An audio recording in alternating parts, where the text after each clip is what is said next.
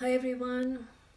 If you struggle with shyness, panic attacks, anxiety, depression, you can transform all of that, as I did.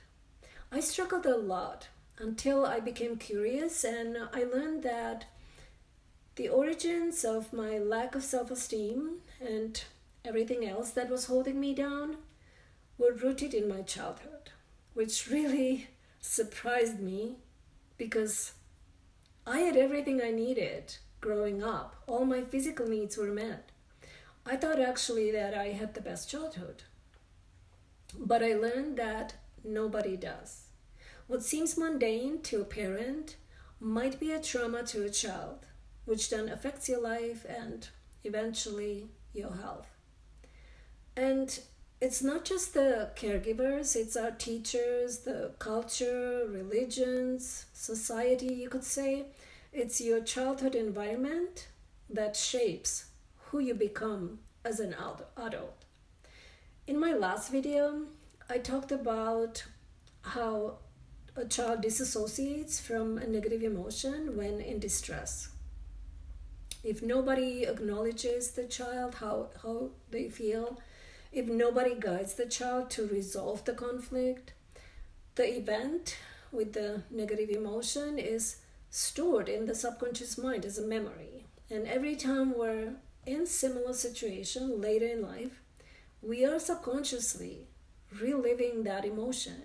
Without remembering the event, of course, we're being triggered. Not even knowing why. Well, the good thing is, instead of running away from the negative emotion we feel in adulthood, we can use that negative emotion, that trigger, to take us back into that event in childhood by asking, when was the very first time in my life I felt like this? I felt this emotion. What is the origin of this emotion? I did that.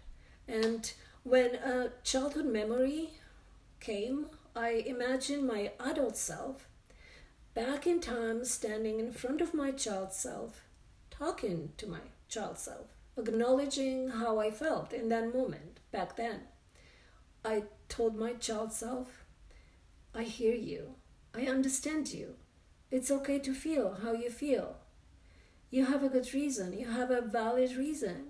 Anyone in your shoes would feel the same. It's okay to feel how you feel.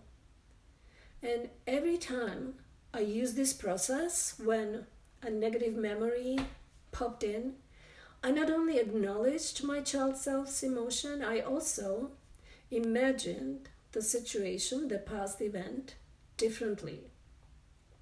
I imagined more positive outcome, which completely released the trauma. And today, interestingly, I have two memories of certain events in my subconscious mind. And the positive one comes to me first when I go back to that event in my mind. So it's quite magical how malleable the subconscious is. So that's how I healed my panic attacks, my shyness, my depression. And the change in me is so significant that I wrote a book about it to help others, even though this healing was just one of many aspects of my transformation. So when you start working with your triggers, they might bring up memories where you felt guilt, abandonment, shame, not good enough. But it could also bring up physical, emotional, and even sexual abuse. So in those cases, I strongly recommend someone guiding you through the healing process. So I'm not a mental health practitioner, but I can help you the same way I help myself. You can connect with me through my website posted below.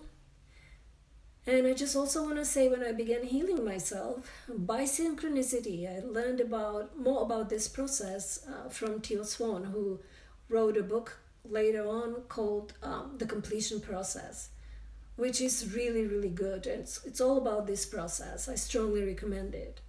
So there is a solution to feeling better in life, to free yourself from anything that's preventing you from creating a better life for yourself and for others. So that's it for today. Have a wonderful time, and I'll see you next time. Bye.